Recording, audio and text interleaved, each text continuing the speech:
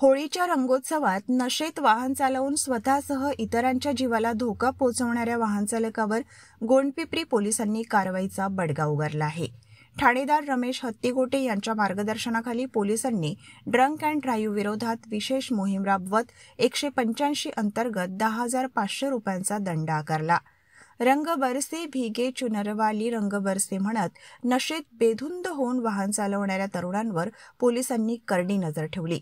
होळी व धुलीवंदनाच्या पार्श्वभूमीवर मद्यप्राशन करून वाहन चालवणाऱ्यांवर कारवाईसाठी 13 व 14 मार्च रोजी गोंडपिंपरीत नाकेबंदी लावण्यात आली होती. या मोहिमेअंतर्गत पोलिसांनी नियमभंग करणाऱ्यांविरुद्ध कठोर पावले उचलली आहेत.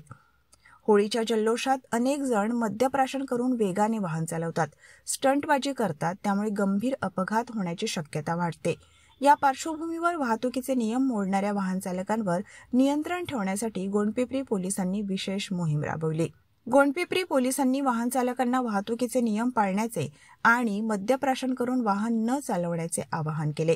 निष्पाप नागरिकांचा बळी जाऊ नये यासाठी नियमांचे काटेकोर पालन करणे आवश्यक असल्याचे पोलीस विभागाने स्पष्ट केले होते.